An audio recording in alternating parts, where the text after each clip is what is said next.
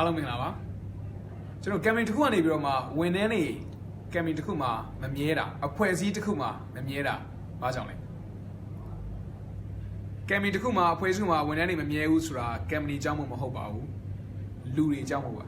ဟုတ်ပါတယ်အတိအကျပြောမယ်ဆိုလို့ရှိရင်တော့ခေါင်းဆောင်နေတဲ့ခေါင်းဆောင်တွေအကြောင်းမို့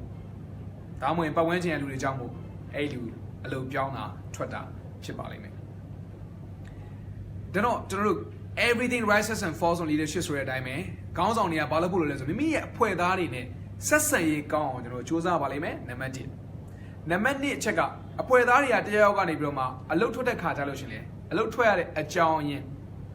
မေးပါ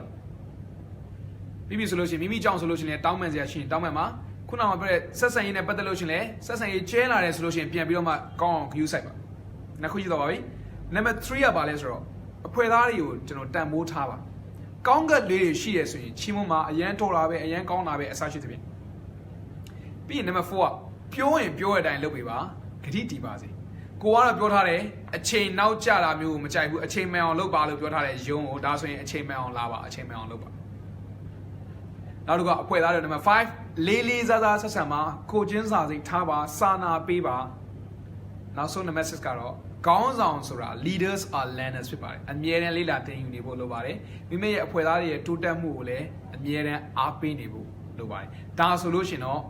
ကျွန်တော်တို့ခုနပြောတဲ့ turnover rate ကိုအများကြီး short ချနိုင်ပါလိမ့်မယ်တစ်ချိန်တည်းမှာပဲအမြဲတမ်းပြောချင်တာတော့အလုပ်ပြောင်းတယ်ဆိုတာပြောင်းလို့ရပါတယ်ဒါပေမဲ့လူတွေကြောင့်မဖြစ်ပါစေနဲ့တဘောတော့ manager အကြောင်းမို့လို့ပတ်ဝန်းကျင်ကလူတွေနဲ့အဆင်မပြေလို့ပြောင်းတာမျိုးဖြစ်ပါစေနဲ့ဟုတ်ကဲ့ပါအားလုံးအောင်မြင်ပျော်ရွှင်တဲ့ဘဝတစ်ခုကိုတည်ဆောက်နိုင်ကြပါစေဒီဗီဒီယိုလေးကိုနှစ်သက်တယ်ဆိုလို့ရှိရင်လည်းပတ်ဝန်းကျင်မှာရှိတဲ့မိမိရဲ့မိတ်ဆွေတွေနဲ့ညှောက်ဝေပါဦးလို့မြတ်တရားခံချင်ပါတယ်အားလုံးကိုကျေးဇူးတင်ပါတယ် everything rises and falls on leadership bye for now